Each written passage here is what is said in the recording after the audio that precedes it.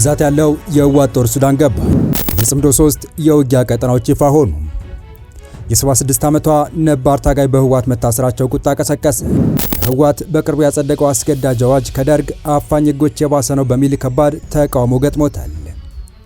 ስምነቱ ያላቀዘቀዘው የሆርሙዝ ትኩሳት። ኢራንና አሜሪካ ስለ ሆርሙዝ የማይጣጣም መረጃ ወጡ። ህወሓት ከድሮን ጥቃት የተረፈ ሰራዊቱ ወደ ሱዳን ማስገባቱ ተሰማ። ወደ ሱዳን ያመራው ጦር በስፍራው ከሚገኘው የአርሚ 7ና የሻዕቢያ ጦር ጋር በጋራ የሚሰራበት አዲስ ምደባ እንደሚሰጥ የተነገረ ሲሆን በትብብር ለጦርነት እየተዘጋጀ የሚገኘው ጽምዶ ጦርነት ሊከፍትባቸው ያሰባቸው 3 የውጊያ ቀጠናዎችም ይፋ ሆነዋል። በዝርዝር እንመለስበታለን። በሌላ መረጃ የህወሓትን የጦርነት አካሄድ በመቃወም አስተያየታቸውን የሰጡት የ76 ዓመቷ ነባር ታጋይ መታሰራቸው ያልታሰበ ቁጣን ቀስቅሶ መነጋገሪያ ሆኗል። በሌላ በኩል ደግሞ ህወሓት በቅርቡ ያጸደቀው አስገዳጅ አዋጅ ከደርግ አፋኝ ህጎች የባሰ ነው በሚል የተነሳበት ተቃውሞ ተባብሶበታል። በሌላ መረጃ አሜሪካና ኢራን ለ60 ቀናት የሚቆይ የሰላም ስምምነት መፈራረማቸው ቢነገርም የሆርሙዝ ሰርጥ ጉዳይ ግን አሁንም ትኩሳቱን ቀጥሏል። ከዚሁ የውዝግብ መነሻ የባህር ሰርጥ ጋር ተያይዞ አሜሪካና ኢራን የማይጣጣሙ መልእክቶችን አስተላልፈዋል። ሰላም ውድ የሉ ዴይሊ ቤተሰቦች እንደምን አላችሁ? ቻናሉን ሰብስክራይብ፣ ላይክ፣ ሼር እያደረጋችሁ እስከ መረጃዎቻችን ፍጻሜ አብራችሁን ቆዩ።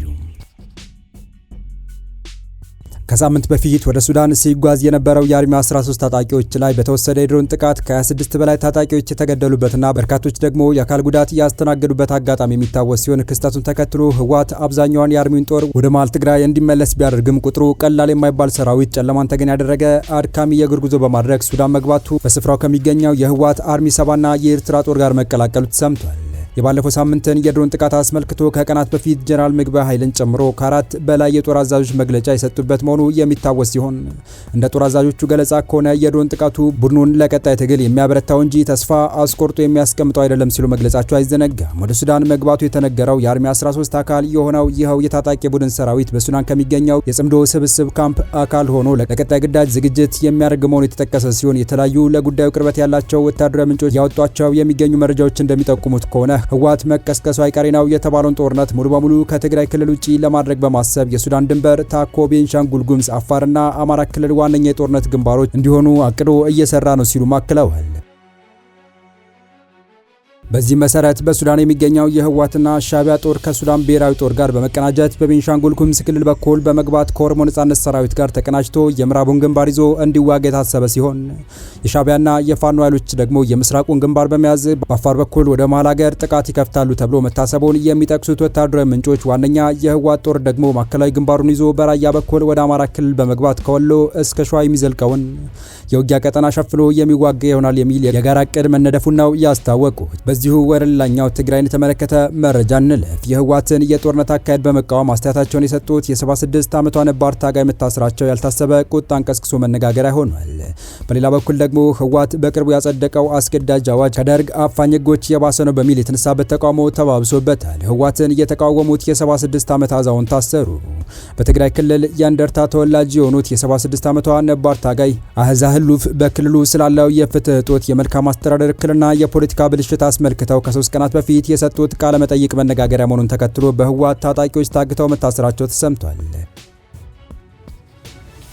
የወረዳ 7 እንደርታ የፈለግ ማየት ጣቢያ ነዋሪ የሆኑት ይህች ጀግና እናት ለምን ተነፈስሽ፣ ለምን ተናገርሽ በሚል ዛሬ መታሰራቸው ተረጋግጧል። እንደ መረጃዎች ገለጻ ለእስራታቸው ዋነኛ ምክንያት የሆነው ለምን ልጆች ወደ ጦርነት ይገባሉ በማለት ሰላማዊ ጥሪ ማቅረባቸውና እንደሌሎች የጦርነት ነጋሪት ለመጎሰም ፈቃደኛ አለመሆናቸው ሲሆን የቀድሞ ህወሓት እስከ እድሜ ልክ የሚያስቀጣ አፋኝ ህግ ማውጣቱ በሚታወስበት በዚህ ወቅት የ76 ዓመቷ አዛውንትና ነባር ተጋዳሊትን ለአመለካከታቸው ሲል ማሰሩ ከፍተኛ ቁጣና ትዝብትን እየቀሰቀሰበት ይገኛል። እስካሁንም እናት አህዛ ህሉፍ በታጣቂዎች ተወስደው የት ቦታ እንደታሰሩ አሁን ያሉበት ሁኔታ በትክክል አለመታወቁ ተገልጿል። ይህ በእንዲህ እንዳለ ተቃዋሚው ሳልሳይ ወያነ ትግራይ ፓርቲ የህወሓት አመራር ለትግራይ ወጣቶች መሰደድ ምክንያት ሆኗል ሲል ከሷል። ፓርቲው ጉዳዩን አስመልክቶ ባወጣው መግለጫ የህወሓት ኃይል የህዝቡ ሞራል ህግና የተለመደውን የፖለቲካ ስርዓት በመጣስ ስልጣንን በብቸኝነት መቆጣጠሩን በማውገዝ የክልሉን ህዝብ መሰረታዊ ጥያቄዎችን በመጠቀም ጥያቄዎችን ከመመለስ ይልቅ ማባባስ ላይ ተጠምዷል በማለት ወቅሷል። በተለይም ወታደራዊ የደርግ ስርዓት መስከረም 2 ቀን 1967 ዓ.ም ካወጣው ጨቋኝ ወታደራዊ አዋጅ ተለይቶ የማይታይ የግዳጅ ውትድርና አዋጅ በትግራይ ህዝብ ላይ በመጫን ወጣቶችን በግዳጅ በመመልመል እምቢ ያሉ ወላጆችን ደግሞ በማሰርና በማንገላታት ላይ ይገኛል ሲልም ወንጅሏል።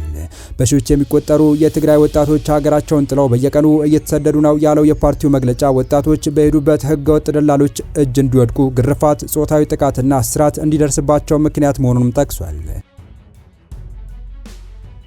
በዚህም ሳቢያ ትልልቅ የሚባሉት የክልሉ ከተሞች ጎዳናዎች ወጣት የማይታይባቸው ሰው አልባ ከተሞች እየሆኑ ሲመጡ፣ በአንጻሩ ሌሎች የኢትዮጵያ ከተሞች በአስገዳጅ ወታደራዊ ምልመላና በክልሉ ባለው አስከፊ ሁኔታ ተማረው በተሰደዱ የትግራይ ወጣቶች መሞላታቸውን ገልጿል።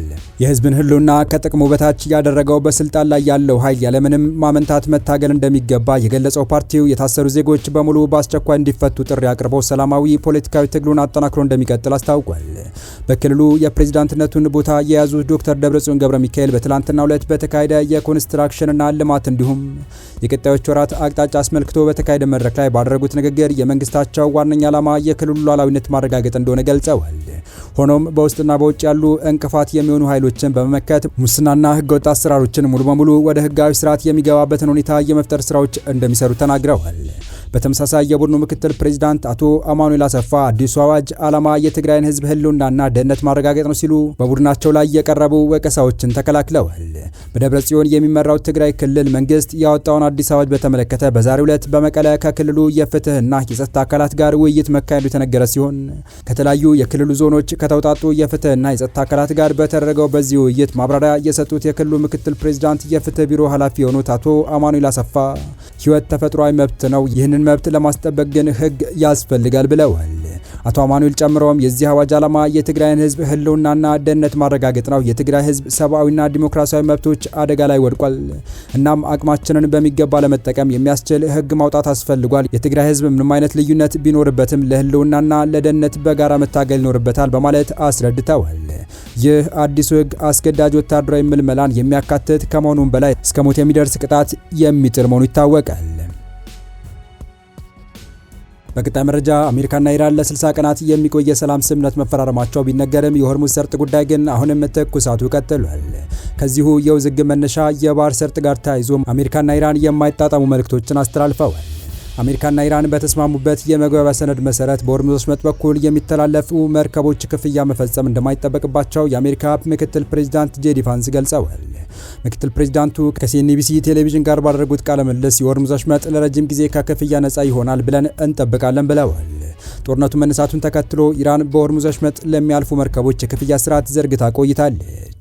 አሁን ከአሜሪካ ጋር በተደረሰው ስምምነት አማካኝነት በሆርሙዝ ወሽመጥ በኩል ያለ ክፍያ ማለፍ በቀናት ውስጥ ሊጀመር እንደሚችል የተናገሩት ጄዲ ቫንስ ዘላቂ መፍትሄ ለማግኘት ከኢራን ጋር መወያየት እንደሚቀጥሉ አስረድተዋል። ክፍያው ማስቀረት በቴክኒክ ድርድር ወቅት የምናነሳው ጉዳይ ይሆናል። አብረን በጠረጴዛ ዙሪያ ተቀምጠን የምንወያይባቸው በጣም ጠቃሚ ነጥቦች ይኖራሉ ብለዋል። የአሜሪካው ምክትል ፕሬዝዳንት በሆርሙዝ በኩል ለማለፍ ክፍያ ግዴታ መሆኑን ያበቃል ቢሉም ኢራን በበኩሏ በሆርሙዝ ሰርጥ ማለፍ ከክፍያ ነጻ የሚሆነው ለ60 ቀናት ብቻ ነው ማለቷን ፋርስ ኒውስ ዘግቧል። ምንጮቹ በመግባቢያ ሰነዱ ኢራንና ኦማን የሆርሙዝ ባህርን አገልግሎት ይቆጣጠራሉ። ኢራን ከሆርሙዝ ሰርጥ የደህንነት፣ የአሰሳ፣ የአካባቢና ከመድን አገልግሎት ቀጥተኛ ገቢ ትሰበስባለች ሲልም አክሏል። የተወደዳችሁ የቻናላችን ቤተሰቦች ለአሁኑ ለእናንተ ይመጥናሉ ብታደምጧቸው ታተርፉባችኋላችሁ ብለን የመረጥንላችሁ ዕለታዊ መረጃዎቻችን እስካሁን ያደመጣችኋቸው ነበሩ። በተመሳሳይ ሀገራዊና ቀጠናዊ ጉዳዮች እንዲሁም ዓለም አቀፋዊ የጂኦፖለቲካ ወታደራዊና አነጋጋሪ ክስተቶችን ለበለት ተከታትለን በትኩስ ይዘን እንደምንቀርብ እያሳወቅን የቻናሉ ቤተሰብ ካልናችሁ ሰብስክራይብ፣ ቪዲዮ ላይክ እና ሼር በማድረግ ተደራሽነታችን ታሰፉ ዘንድ አክብሮታዊ ግብዣችን ነው። አበቃን። ሰናይ ጊዜን ተመኘን።